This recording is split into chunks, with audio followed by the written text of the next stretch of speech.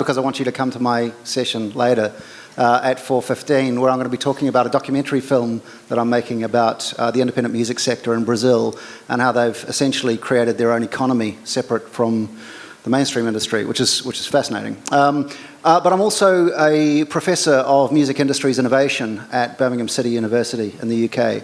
And so all of this sort of stuff is really interesting to me, and the stuff that isn't interesting to me are the kind of questions that these guys probably usually get asked, like, where's my money, essentially, is the biggest question that gets asked. Stuff about rights and royalties and so on. And I think there are some, and we'll get to that, obviously. You can't have a discussion with 3 of the leading European streaming services without approaching those things. But I think there are some deeper, more philosophical and potentially more important questions to start to examine. And we started to address those when we met upstairs, sort of in preparation for this. So I want to introduce you to these guys because they all have really interesting things to say, thankfully, which is what I found out in the last half hour. So on my right, this is Stefan from Rdio, sorry. I'm from the world of radio, so I get that. Stefan from Rdio, Andy from Wimp, and Laurent from Deezer. But what I'd like you guys to do in that order, one at a time, if you don't mind, is to tell us, A, what you do, and B, what is it that's unique about your music streaming service? Okay. Yeah, hi everyone. My name is Stefan, and I work for Rdio, as Andrew already said. Rdio was started by Janos Friis, who's one of the co-creators of Skype. Like any other streaming service, we enable it for our subscribers to listen to as much music as they want, on demand, anytime, anywhere, even offline. We have a particular emphasis on discovery of music, so we make that very easy, as well as sharing the music with your friends, playlists, etc. We make it easy, intuitive, and it's, above all, I'd like to think, very elegant. So we focus on the social aspect of music, which to me, and well, to us really, is intrinsic to music discovery, right? It's really important, the social aspect. So it was at the very core, from the very beginning of the journey of Rdio. I might even go as far as to say that we pioneered some of the social features that you find in most other streaming services these days. Like, for instance, the ability to follow a person's music taste like you would follow somebody on Twitter. And speaking of Twitter, I think we're probably one of the select few services out there that actually have an integration with Twitter that enables you to listen to a song recommended via a tweet right there and then on the website or the app. So yeah, aside from like being an inherently social music service, we also pride ourselves on the quality of the product design, which, as Andrew might attest to, is beautiful, and it basically it earns us, you know, big points with the critics every single time. So it's a really great product. I encourage you to try it out, download, and start listening. Oh, and what do I do there? I head up European partnerships, which basically means I need to do all the licensing, do all the business development for the whole of Europe and a bit beyond. Cool. Andy. Hi, I'm Andy. I am the CEO of Wimp. Wimp Music, for those of you that don't know, is actually originally a Norwegian streaming music service. So today we operate in primarily Scandinavia, that's Sweden, Norway, and Denmark, as well as Germany and Poland. So Germany and Poland, I think we pretty much launched just about 18 months ago. People often compare us to Spotify because both of us are Nordic in Genesis. Myself not included. I'm actually from San Francisco originally. So people often praise Wimp for its editorial curation. We focus a lot more on local editorial. So people compare us to a local magazine, music magazine, plus streaming service. In every country that we operate in, we have a local editorial team to help curate and help the listeners discover local music. People also often praise us for the sound quality as well. I think for those of you that are German, you probably have seen some of the recent awards that we've won when it comes to the quality of services, the sound. And we can also maybe talk about later with our upcoming hi-fi streaming service launching in Q4. So, cheers, Laurent. Hello, I'm Laurent from Deezer. Deezer is originally a French company. We're now present in and available in over 180 countries. We've put a high emphasis on quality of experience that goes from easiness of use to quality of tracks, and on an over-exhaustive catalog we're working on through our worldwide offices everywhere. Fantastic. Well, that was your one opportunity to do an advertisement for your particular service. I want to talk about streaming in general from here on out. And I guess the first question is, what's the useful metaphor for understanding streaming? You've talked about broadcasting, you talked about magazines, people talk about libraries in the sky, people talk about broadcasting like it's like radio, or they talk about it being like a replacement for owning music. People have talked about it as plumbing even, hot and cold running music. What's the best way to understand what streaming is and what it provides, or is there no kind of way back to link to? I'll have a first go. I think philosophically speaking, streaming it's a change of ownership. So I think myself included many years ago, you're used to buying things and you need to own that physical thing, whatever that thing is. Could be property, could be CD, could be books, could be whatever. I think the modern and future generation, the definition of ownership has definitely changed, and people don't necessarily need to have that physical connection all the time, as long as you can access it at all times. So from my personal perspective, it's definitely a change of ownership and definition of ownership. By which you mean you don't own it anymore, we do? I'm sorry? By which you mean you don't own it anymore, we do? You could say that. Laurent? Well, I would bounce back. I think Andrew's right. It's a real shift from ownership to usage. The big issue is not that you own it. The big issue is that you can have access to a library you wouldn't even be able to store in your apartment or in your house. So there's a strong relation between streaming and exhaustivity, which has never existed before. Yeah, maybe think about it this way, like downloads made sense when you had like a dial-up connection, right? So it's like it's tenuous and you actually need to wait for ages for something to download, and then you have it, and then you've got it stored on your physical medium, you can carry it anywhere. Nowadays, you've got broadband and speeds, up to, I don't know, like Norway is probably one of the best. How much do you get, like speeds? I think it's one of the it's not the best actually. I think Sweden is, but well, Norway is definitely up there. That's good for Spotify then, I guess. But yeah, you get the idea. It's sort of like downloads is something that I think we all agree is like a thing of the past, and in future it's much more about just like that instant access.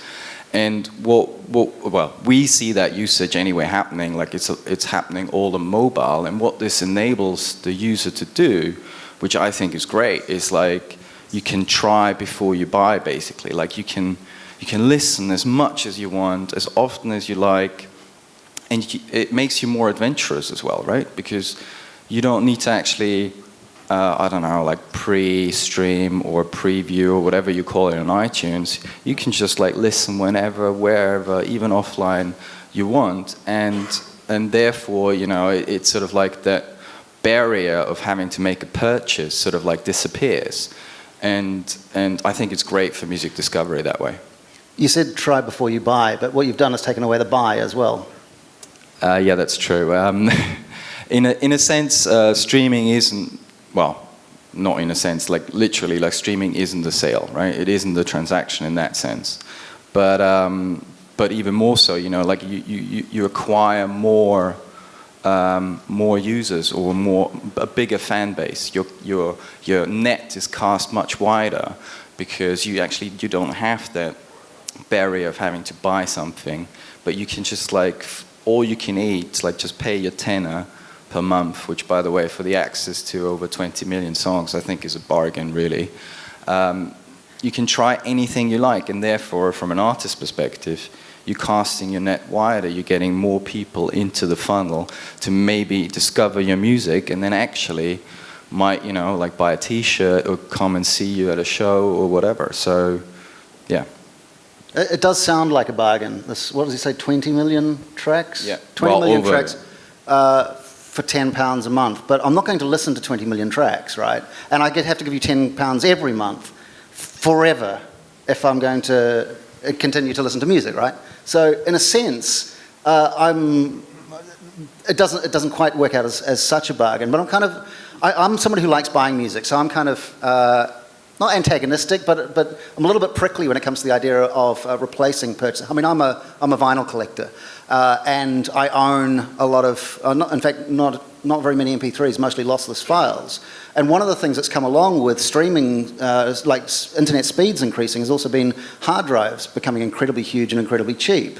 So to me, downloading makes perfect sense. But what's important about that is a cultural thing rather than a technological thing, because I get a lot of my identity through the music that I own. It's my music. I am the kind of person who has this record collection, right?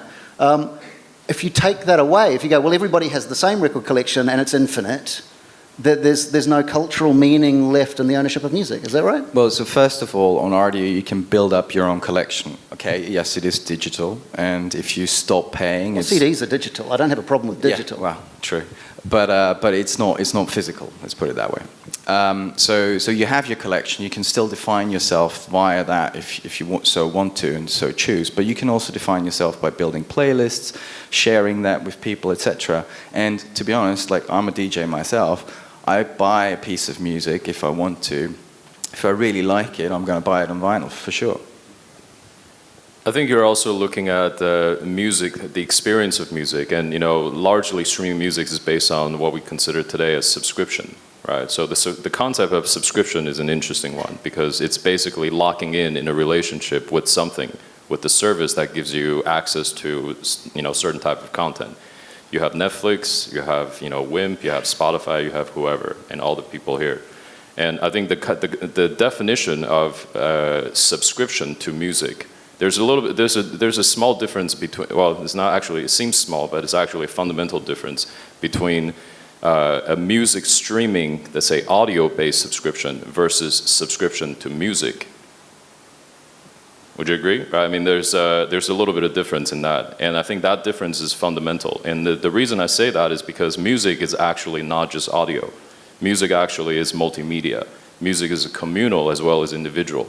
So when you actually package that subscription of music versus music listening subscription, it's actually turning the model upside down, and you're looking at the business and the equation very differently. You don't have communal subscriptions, though, do you? I'm sorry? You don't actually have communal subscriptions. No, but I'm saying that if you actually have a subscription in terms of the access to the community, right? So finding other people who just like you, who like to listen to jazz, finding other people's recommendations, even though you think, other people's jazz recommendations are not that great. So I think being part of that community, and you can be both social, communal, as well as individual listening. I think that experience is very much, that's the dynamic of a subscription. I also think that owning vinyls doesn't exclude you from owning CDs, which doesn't exclude you from listening to radio, which doesn't exclude you from downloading and from streaming services. It's also a much matter of usage. You're not going to take your vinyls to go for commuting. Maybe you want something easier. You're not going to use your vinyls to discover new stuff. In the same way, buying records doesn't prevent you from going to the store, buying the sheet music, taking it home and playing it on the piano in the parlour, which is what people used to do before the record industry came along. Are you that disruptive? I mean, you can still walk into a shop and buy sheet music, but it's not the main way in which the music business makes money anymore. I mean, are you guys the music business now? We should be the business music tomorrow. I think that now it's a market which is in shift, and it's shifting. Probably really not the first shift of the market. The vinyl has been a real shift. The CD has been a real shift. Internet has been another one. And the disruption was really coming out of when the internet stepped in and the CD stepped out. And the fact the value now is coming back through digital, and only through digital, in fact. All the other ones are shredding. So you can find it's a pity, but you can't afford it. You can be feared by the fact that it's disappearing, but it's not going to change it. And it has nothing to do with digital. It's just the fact that okay, it has been aged just as vinyl has been. Doesn't mean that it will disappear. Yeah, I think Laurent is absolutely right there. I mean, if you think about the music industry in the 80s and the 90s, they were riding on an incredible high, because what they could essentially do is sell you the same album 3 times over on cassette, on vinyl, on CD, right? So, like, obviously it was, I might call it inflated, they might call it standard. But then the internet obviously came, and you know, also the record companies thought, okay, great, you know, there's another way of selling you the same album via download, but they forgot about, well, the pirates came along and they found another way of basically sharing that same piece of music via torrents. And I think we all agree that streaming is the best way to battle that piracy, because it's more convenient than like downloading a torrent, because it's, you know, it's instantaneous, you can get it anywhere you want, and arguably, you know, it's a bargain. It's not just a change in format, though. It's not like the shift from records to CDs. This is completely changing the way in which people get access to music and how they have a relationship to music. They don't own it anymore. There's no purchase point. There is just, I mean, it's like paying your electricity bill. Right, but what if for 1 second we actually look at this as less of a disruption, right, as more of an evolution? So in a way that people who are calling this a massive disruption is because the people who are trying to preserve the status quo, of course, this is seen as a disruption. But the reality is that, you know, 10 years ago, people wouldn't have this remote thought of actually sharing cars. You know, the car sharing is like a foreign concept. Why would you want to share a car with a stranger? Why wouldn't you just get your own car? I mean, you know, this is the generation is totally different, and the way we think about items, possessions, and access, it's totally different. So I think, personally, I think it's less about a quote-unquote disruption. I mean, it is disrupting the status quo, that's right, but it's not so much as a disruption, it's just an evolution. You make it sound like socialism. Maybe that's because I live in Norway, so... Okay, so let's talk about money. Laurent, you spoke this morning and you said something like, and correct me if I'm wrong, something like 70% of the money that Deezer gets in, it pays out to, not artists, but rights holders, typically record labels, presumably. But that's 70% of an amount that is essentially whatever you decide it is, because you get to set the price of what Deezer is, right? So in a sense, that pot could be as big or as small as, you know, how long is a piece of string? Is it fair to say, if you are let's not say you're replacing things, let's say it's a shifting of ratios. So now more people are going to be using streaming, and that 70% might be a large proportion, but it might be a large proportion of a smaller number, if you see what I mean. Is that problematic for, well, artists, for record companies, and so on?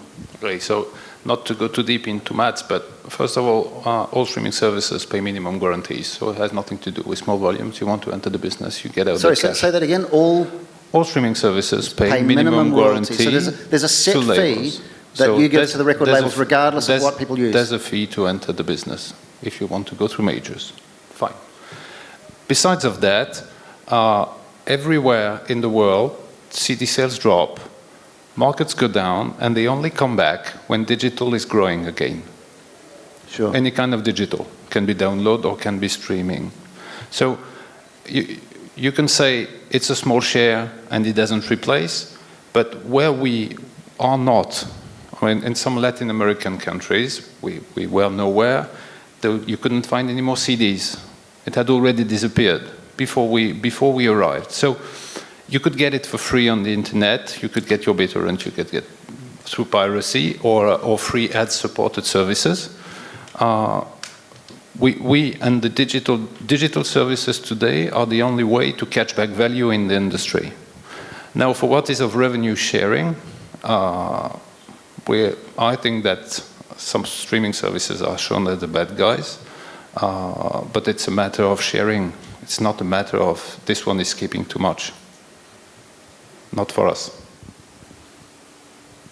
I'm really interested in that minimum payment that you make to the major record labels, because that's not tied to any particular artist's catalogue. And that raises a really interesting question that nobody seems, and this is new information to me, which is why I'm kind of fixating on it a little bit. But it sounds like there's a large sum of money that you give to rights holders, which isn't earmarked for any particular artists. Is that money making its way anywhere? Do you know? Or do you have any way of knowing? Is it your responsibility to know? Well, I mean, so as Laurent was rightly saying, we're paying, or as you were rightly saying, we're paying rights holders. We're paying the labels. We're paying that minimum guarantee. Whatever they do with the money is beyond our control. So, not my problem, is what you're saying. Well, I'm not saying it's not my problem. I would like them to be more open and be more transparent. Yeah, sure. You know, I also manage an artist on the side from my job at Rdio, so I've got an interest there as well. Yeah. But it's still not something that we actually have any influence or power over.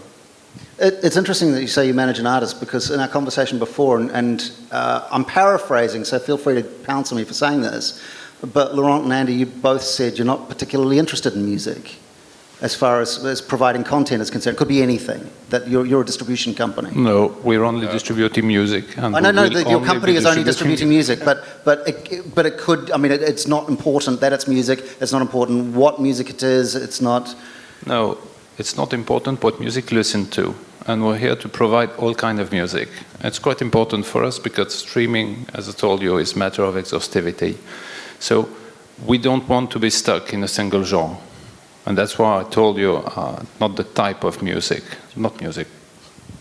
Just to clarify what we talked about earlier. Well, you used the word content, which yes. always kind of raises the hair on the back of my neck. So. Yes, I was referring to the business models and the infrastructure. So today, whether you're streaming audio files or video files, in a way, it's streaming. This is streaming technology. So there's certain set of economics that go into providing that technology, and there's certain, let's say, a certain set of economics that goes into maintaining and improving that technology, and how you monetize that technology, or use that technology to monetize quote-unquote content. Now today we happen to be in the business of quote-unquote music as the content. So, but I think my reference earlier when we were upstairs, it was simply more about the fact that if we were streaming movies today, the economics would be quite similar. Now, of course, the difference would be that, you know, if you look at what Netflix is doing versus what any one of us is doing, is that they are actually in a slightly higher margin business when it comes to video as opposed to audio. But the infrastructure is very, very similar. How you provide that, again, the technology platform is quite similar. Does that mean you're going to go into videos as well, films? I think Spotify has said they're going to video, but I think from my perspective, I think we're committed to music. Now, if that means music video, if that means video related to music, I think that is not the same thing as going into video. So. It's interesting that you raise video, because one of the conversations that never happens when people are talking about streaming services for music is about YouTube, which is the single biggest streaming service for music. How much do you see them as competition? I think Spotify being the biggest kind of quote-unquote player in our space, YouTube. Yeah, their biggest competitor is YouTube. Right. Okay. Yeah. So that's my reference. So they're taking care of Spotify for you, is what you're saying? Yeah, you can say. And I think, you know, we all have our different challenges, and I think the question is not so much about, you know, whether YouTube is a competitor, because I think it's arguable whether any company can actually compete with YouTube on that level of scale, and also the level of let's say free services that they provide to content creators. Yeah. So YouTube's a funny one. Obviously, you see that like all the kids these days, they're only on YouTube, really. I mean, most of them, like the teenagers, etc. Without generalizing in any way. Without generalizing in any way, but like all the kids are on YouTube. Yeah. Well, from the figures that I've seen, like anyway, so like a friend of mine told me that in Brazil, all they do is they listen and stream via YouTube, and then basically they even record it, sample it, remix it, and put it back onto YouTube.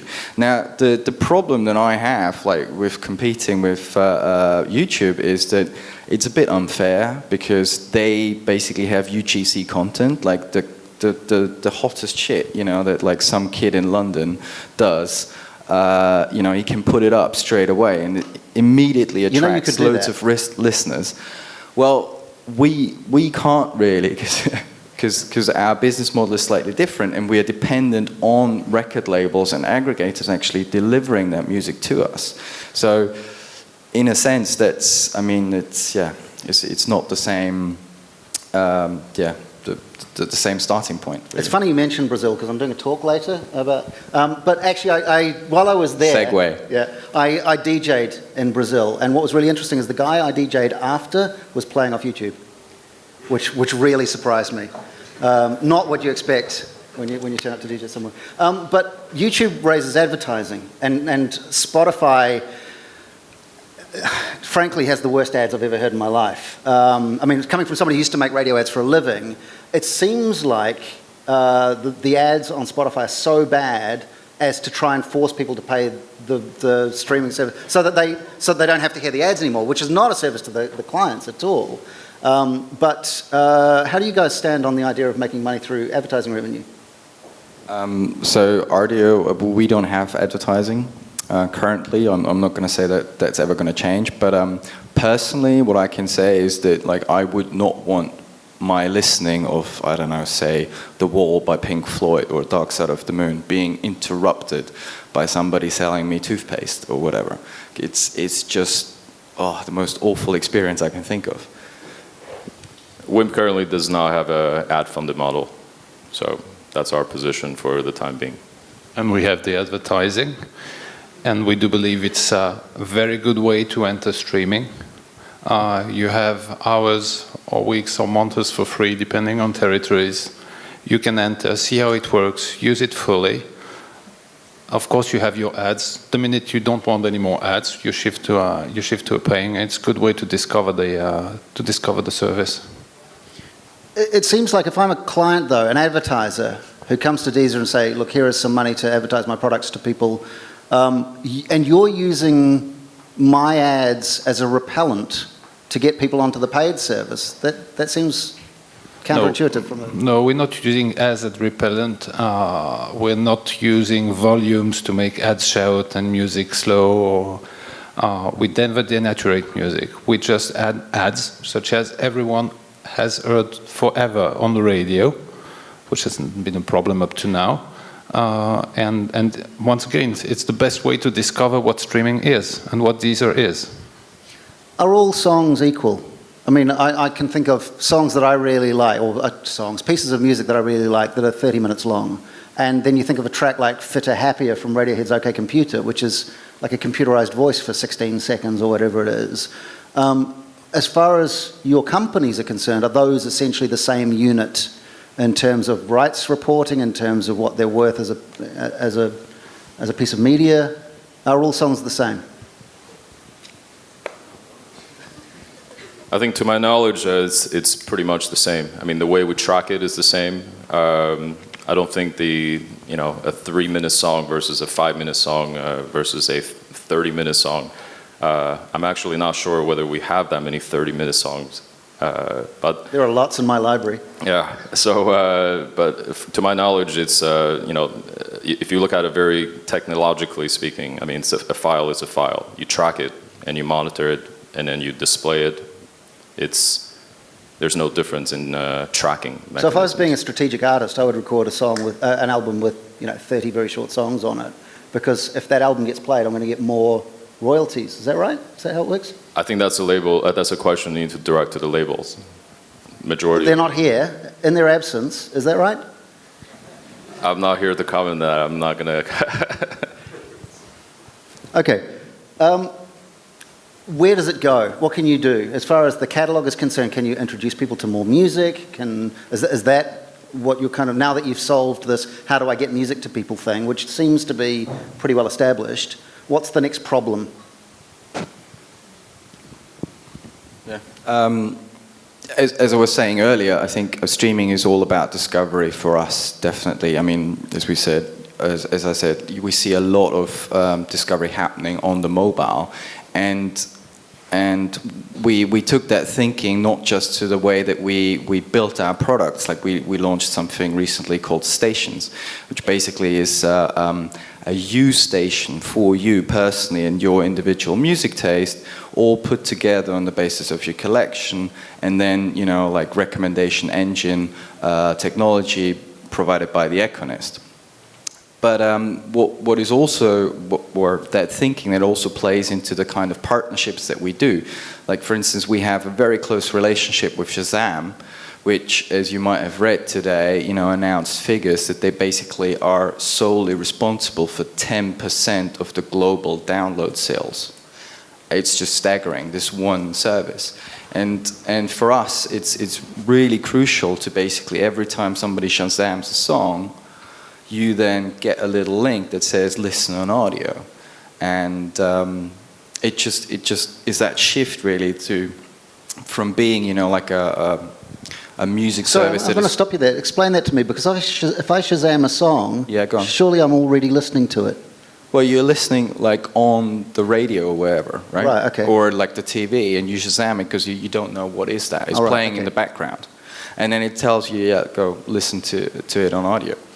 And it's a really good way for basically finding additional fans of your music.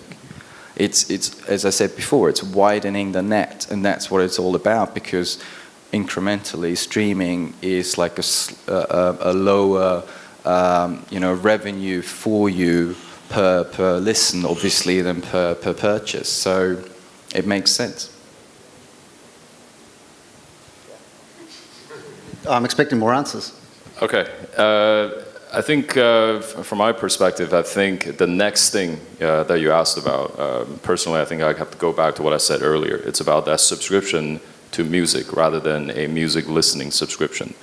Of course, you know, what comes with that is the necessary hygiene of how do you connect people to different songs, how do you enable the listeners to actually discover more, how do you connect people to other people who are like you, and all these things are, you can say, more or less technological or social hygienes, which I think all the technology companies are B2C technology companies are trying to solve today. That's no different from here. But I think on a higher business ambition level, it's more the fact that we're trying to solve the issue of how do you make can you have a subscription to music entertainment? And that is a service that aggregates all the elements of music. Because we do know that today we still consume music, whether you're reading a magazine, you know, on a tablet, or, you know, still reading physical magazine, or you're actually going to a concert. I mean, there's many different dimensions of music that go beyond just audio listening. And you know, if we can manage to say pursue that ambition and actually aggregate all these things together into one place, then you have a subscription to music, the true subscription to music. So you're going to sell merch and tickets and aggregate news as well? I'm not saying one way or the other necessarily. I think it's the fact that on a ambitious level, if you want it to be a true music subscription, you should actually include all these elements. That makes sense. For Deezer, the next challenge is much more on educating on streaming. Seems quite simple and logical for anyone who's in and for anyone who's in the business, but you've got to explain that it's about usage and not ownership. You have an unlimited access, you have a fixed fee, you can access it from any device anywhere, and it's quite difficult, and it's going to take time before it goes really popular worldwide. One of the things that surprises, particularly independent musicians, I find, when we talk about streaming services, and again, it always comes down to Spotify. Spotify does this, Spotify does that. And one of the things that surprises them when we have these sorts of conversations is that Spotify is part owned by the major record labels, and that was the deal that was done in order to get the licensing sorted out. So, in effect, now you can make money for a major record label without being signed to one, which is a really interesting proposition. Is that true for all of you guys? Is that the deal that was done, or is it simply this minimum payment and then everybody kind of takes off on it? Well, you saw in the news today that they're looking for new funding, which really isn't a question of if, but like when, because, well, anyway, it's expensive and they're looking for funding. I guess Rdio is in a uniquely positive and you know, fortunate position, because we are owned by one person who happens to be a billionaire. And so, you know, funding is taken care of for many years to come. Can't argue with that. Can't compete with that. We don't have any billionaires in our shareholders table. But I think from let's say, business ambition, you know, I've spent many years on the venture capital side in my last venture. I think the expectations from a VC is very, very different than a normal investor. Let's say, you know, you have the difference between VCs and private equity and also any other types of investors in between. I think Spotify's challenge is largely it's kind of the hole that they've dug for themselves. They have a very, very high valuation. The recent news that just came out this morning is that they're aiming for that $5+ billion. Largely because the investors that put in money on the VC level, they're expecting that kind of 10x return. Let's say our structure, you know, first of all, we don't have any labels owning any shares of the company. In fact, we are actually already a public company listed in Sweden, ironically. So I think from a growth and expectation perspective, we're very much looking for and aiming for a much more sustainable growth. So there's no urgency that we need to double the revenue at the expense of users or at the expense of whatever. We're simply on the path to pursue what is best and what is most sustainable to maintain the subscription of music business. And we've been sustainable too. Decided to invest in the international. Very confident on the fact that we'll be back on track in quite short terms. The issue is not on stockholding or getting access to cash. No, the question was about are you part-owned by the major record labels? And what's your precise question? Are you you want to know exactly how many they have? The question is a yes or no question. Are you part-owned by the major record labels? I'm not going to answer this question. That's it. Draw your own conclusions from that. Spotify takes all the flack. Like whenever there's a newspaper article about streaming music and about royalty payments and all the rest of it, are you guys secretly sort of delighted that they're kind of in the way of all of this kind of media attention and so on? They're like the human shield for the other, are they getting the flack because they deserve the flack maybe? I mean, they seem to be a placeholder for streaming services when people talk about it in newspapers. Is it kind of nice to have Spotify as a big guy to go and kind of get all that? I think that Spotify is the center of the world in a few Western countries, but there are about 150 countries in which Spotify is not present. So the over-focus of Spotify and what Spotify does not is not a big issue for us. The big stuff, if you're coming back to quality of tracks and FLAC, it could be something interesting. Do you know how many devices are on the market to use FLAC files? Do I personally know? Yeah, no. Very, very few. And I think that very, very few people can access them. There's probably a real challenge on getting high-quality tracks over huge catalogs that come from very various sources. So hang on, are you saying that you're interested in developing into lossless audio? I think we all will. Smiles and nods, or? I think we're already there. So we'll be launching, like I mentioned earlier, the lossless, which is FLAC subscription, the hi-fi streaming. FLAC as in that particular codec, free lossless audio codec. Right, okay. So that one won. And that's gonna be released in Scandinavia in Q4 as early as October. What's your subscription going to be on that then? Presumably higher, right? I suggest you sign up for an invitation account and you find out the offer. Can I get a free account, please? Make sure we give you a good offer. I'm going to get on one of my hobby horses now, which is a problem that exists within the recording industry, and I think you guys are in a position to solve to a large extent. And there's a bit of a story associated with this. About 4 or 5 years ago, I met with the guy who was at the time head of digital for one of the major record companies. And I said to him, how much of your record label's catalog that you have ever released is currently available for sale or for streaming or, you know, in any way, shape or form online legally? And he said, well, I don't know the exact numbers, but it's certainly less than 2%. So this was, you know, one of the biggest major record labels in the world, of all the things that they have ever released throughout history, less than 2% of it is currently accessible in iTunes and Spotify and your services on, 7 Digital and all these sorts of things, because they've just recorded so much stuff. A lot of it got deleted, a lot of it is, and all of it is sitting on analog reel-to-reel tapes in a vault, falling to bits slowly. So 98%, if we go by those numbers, of recorded music culture is disappearing. Now, you guys have the opportunity to make a commercial argument in favour of saving that culture and preserving it and making it available to people in a way that is commercially and economically viable to these major record labels. Is that something that you might be interested in championing? So, sorry, I didn't quite catch it. Did you say, like, how long ago was this? This was about 4 or 5 years ago. So okay, I imagine that quite a lot of stuff has been digitised since then, but certainly not 98% of everything that they'd ever released.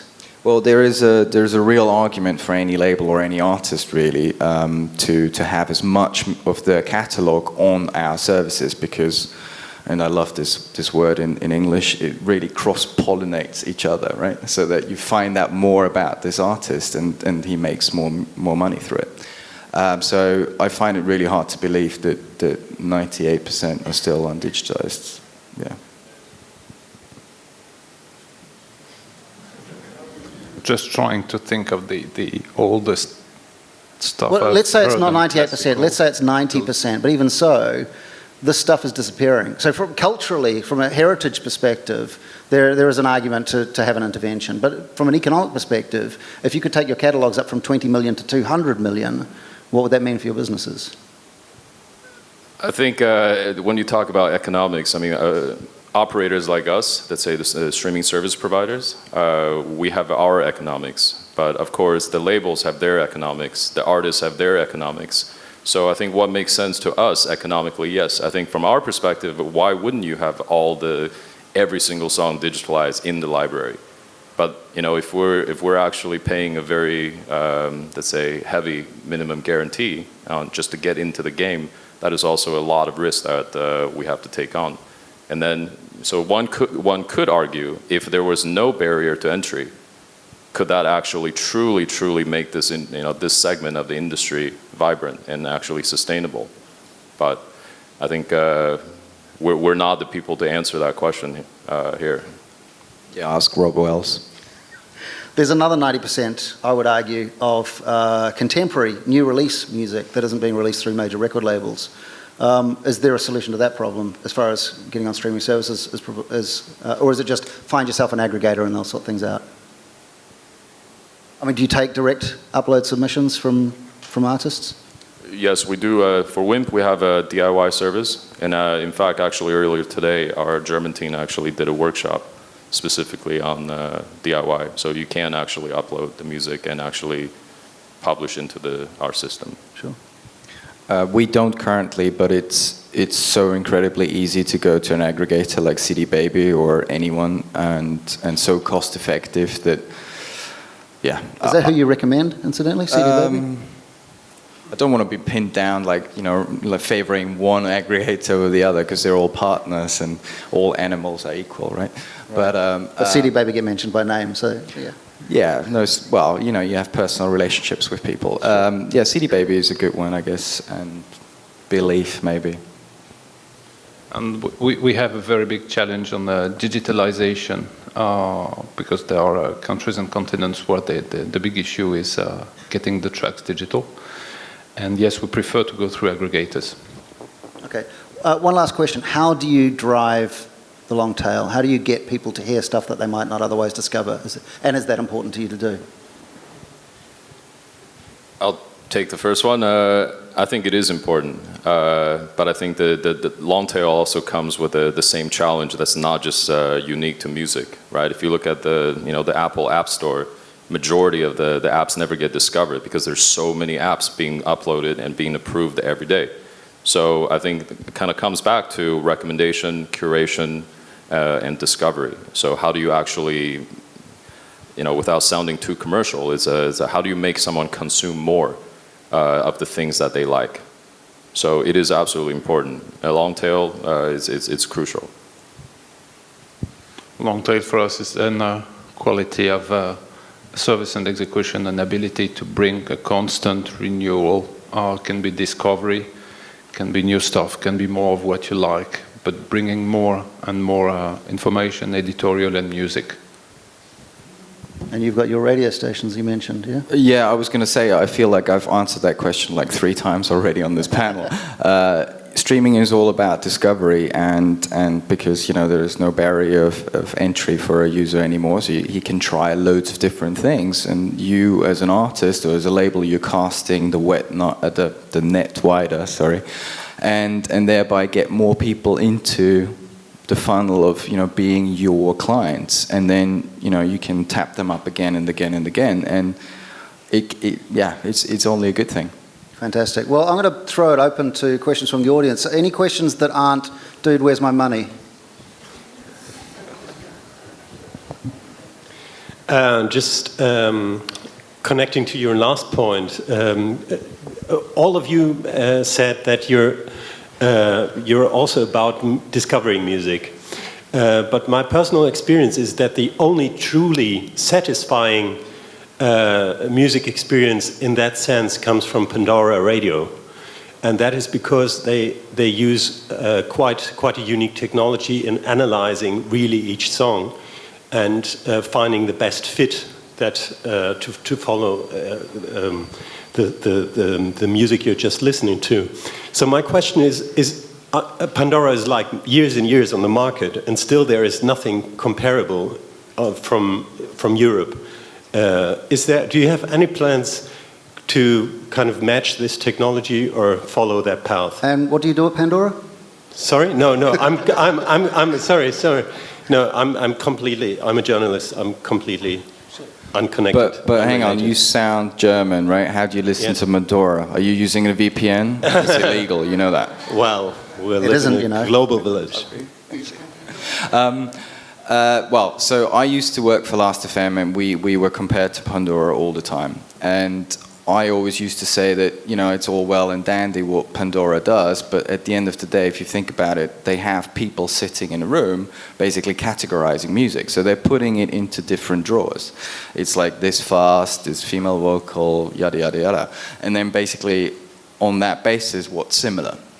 I always found that incredibly boring, because music is not something that you want to categorize into like different like Schubladen, basically.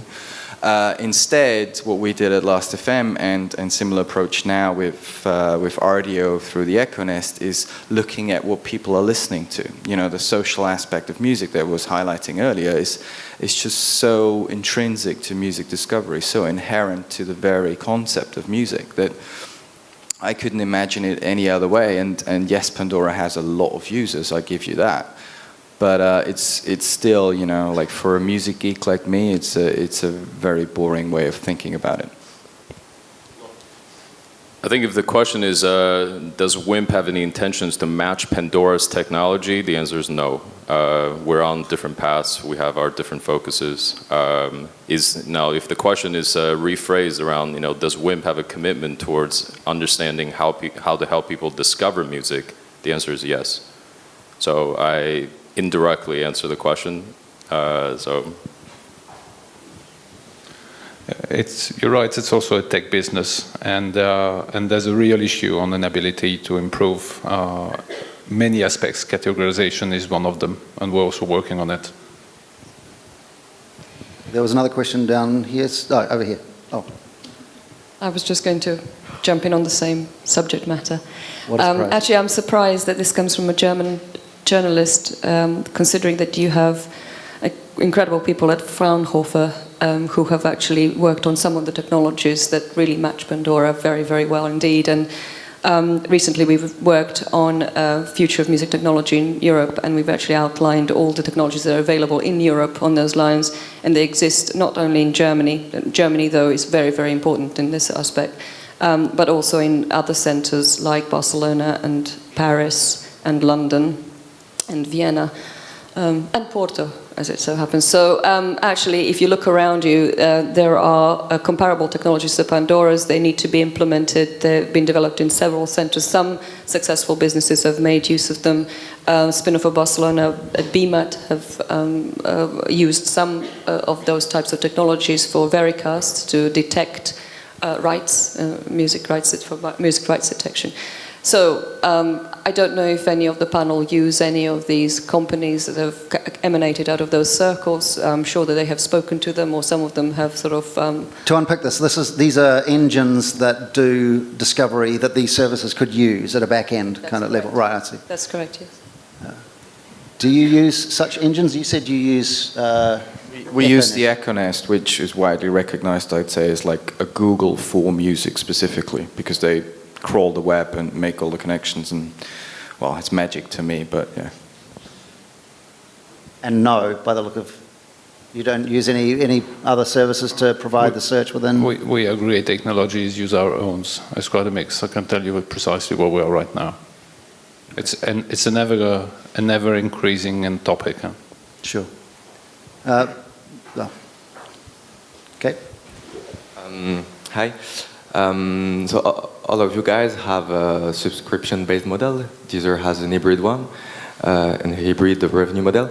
I'd like to know, how do you deal with this paradox? On one side, you have you sell subscriptions to users, so you want to sell the most subscription possible, and in the other side, on the cost side, you pay the record label according to the number of listening from the user.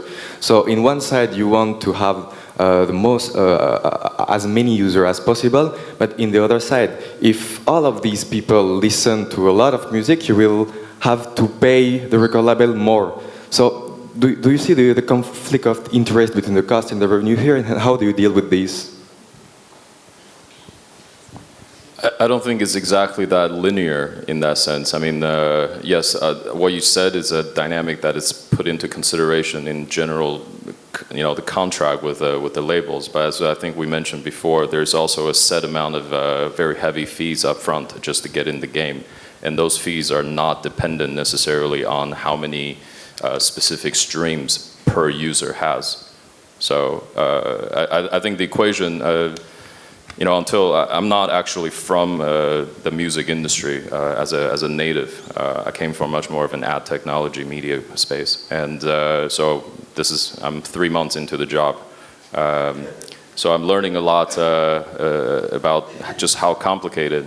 What I thought was, of course it would be like this, but what I found out is that there's a lot of legacy issues within the music industry that are sometimes not really logical. They're just there, and you just have to accept them if you want to operate in this space.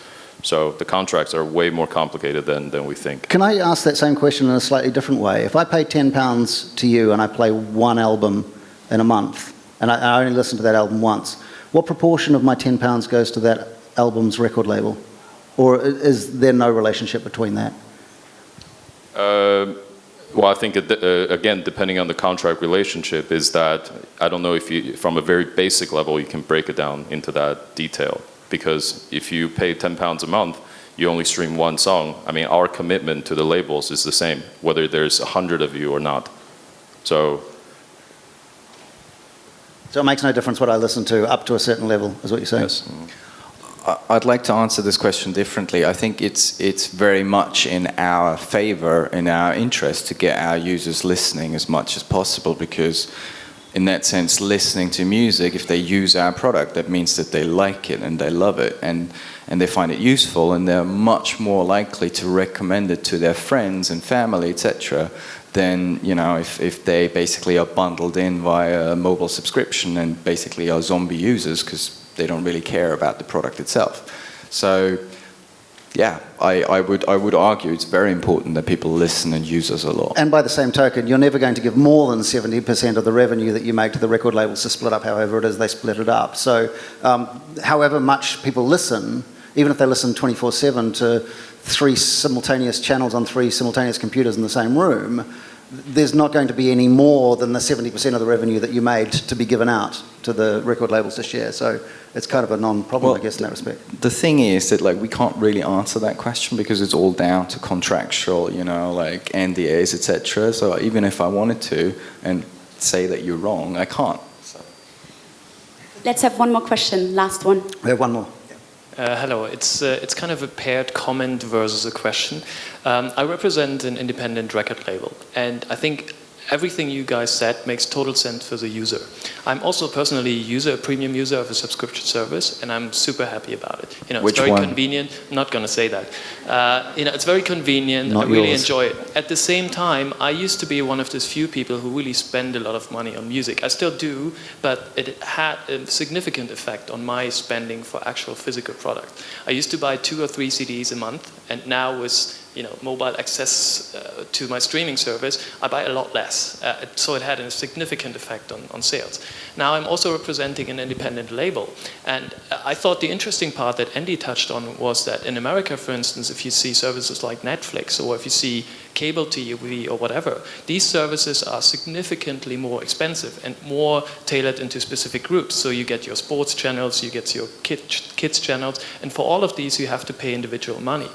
I think all of the streaming models that you represent, you're always saying once every citizen of the world is going to use streaming services, then it will be good for everyone, but it's still not going to be good for a niche type of music, because even though 500 million users might be there using streaming services, they still will not listen to niche music. So for niche music, the same problem will exist. And just a little while ago, we had a licensing talk with a Scandinavian record label, and they were basically presenting us their calculation model, which was 80% Spotify. The amount of money that we would have got was a major success in that territory, would have not even been able to pay for the artwork of the release or the mastering. So, what do you guys think of to make your services more sustainable for the independent music repertoire? Because the way it's currently working, basically you're killing the independent music industry. Or to put the question slightly differently, is it your job to make his job viable? We owe you a wage, don't we? No, it's not about me, it's about the music repertoire. Yeah, That's, I think, what we've been talking No, about. I get your question, and it is a touchy subject. But the thing is, streaming is still in its infancy. It's very, very, very early days. But you have to look at it, like what's the lifetime value of a song, even if it's like an indie release or whatever. Like it used to be very much about a release schedule, a release date, right? It comes out, people buy it, it trails off, less people buy it, etc. Now you can actually earn money from that same song in perpetuity, like indefinitely, forever. It's just about having a good communication, constant communication with your fans. I mean, I was at a Google talk on, when was it, Wednesday, where this artist, can't remember her full name, I'm afraid, but her first name was Roxanne, and she told me that nowadays she feels like it's so much easier to actually make a living as an artist because you can identify and find your fans much quicker and have a constant dialogue with them, which actually serves to provide enough for you to live on. That's what she said, I'm just paraphrasing. I'm kind of choosing between answering a long question or following the conference note to I think the time is up. But I'll take it a little bit like this. I think again, I think we need to recognize, and I'm recognizing this now on a very personal level because I'm not native to this industry. This is an incredibly difficult industry. It's incredibly low margin, and as all of you know who run businesses, whether you manage labels, you manage artists, or whatever in between, is that you understand the importance of margins in order to deliver better services and better experience for the user. So I think it's oftentimes it's quite unfair for such scrutiny of streaming music service providers because I think the reality is that we're simply trying to make this equation better.